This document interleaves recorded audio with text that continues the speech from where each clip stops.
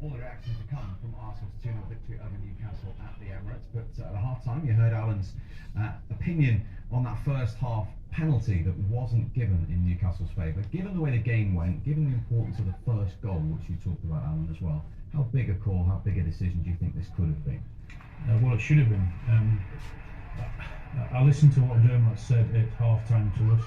I mean, I think that's a howler. I really think that is a howler. I understand the referee not seeing it, but the VAR referee should be given that. He's got hold of him, two hands around him, not even looking at the ball, then drags him down. Tell me, I just don't see any other option than giving a penalty there. You see the problem Newcastle have with that, with the way they played in the first half and how difficult it was, and how Arsenal were misfiring. You saw Saka coming into his own net. You need that decision, because that decision then gives you the energy and the confidence to try and hold on more, and then see if Arsenal, if they come out, take more chances, you might be able to get something. People don't realise how important those decisions are, because you look at it, and the more you look at it, the more you can't see how they've not given a penalty. And as you say, Arsenal did come to the fore after that, and Saka finished off a 16-pass move. Yeah, well, this is what happens when Arsenal started to. You have to say that Newcastle were tiring a bit. I know it's the first not too long in the second half, but Arsenal were very much in control of the way they were. Al, you wanted to point out Lascelles. Yeah, look at Lascelles in the middle. Once he's got to smell the danger. He's got to realise that Saka now is a problem. He's got to engage. Nothing with his hand in there. I mean, it's terrible defending.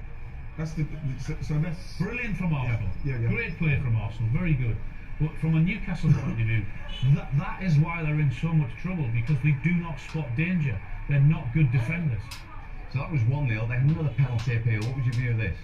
No, I didn't think this was a penalty. Why does he go down, Alan? I don't know why he goes down at all. There's a little coming together, there's a little nudge, but not enough for him to go down there. He's got himself in a really good position, Wilson. It's a good ball, it's a great run. He's looking down on the goalkeeper.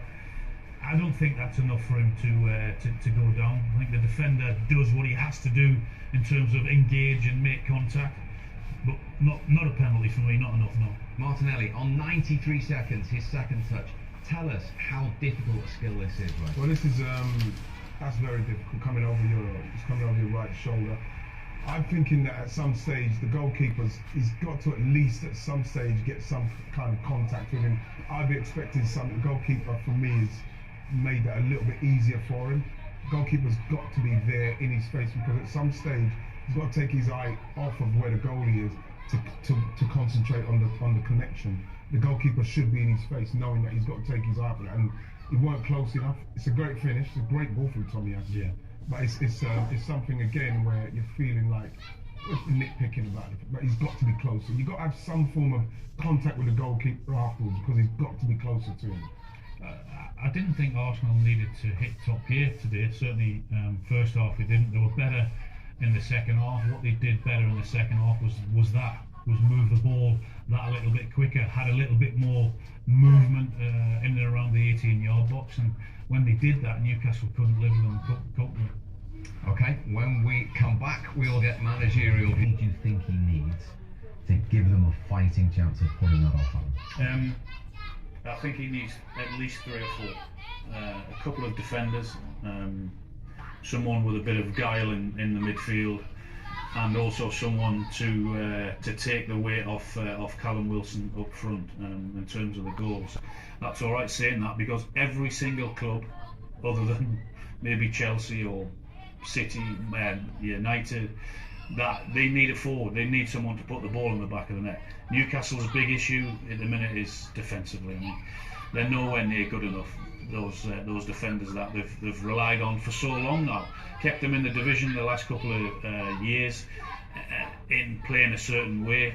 But once you open up, once you want to play on the front foot and play attacking football, you're leaving those defenders exposed, and they're not good enough. As we sit here now, what chances have they got of staying up? I don't think there's. Well, it's going to depend on who they do attract in January. And I have to agree with Alan. You know, it's a different conversation if you're adrift.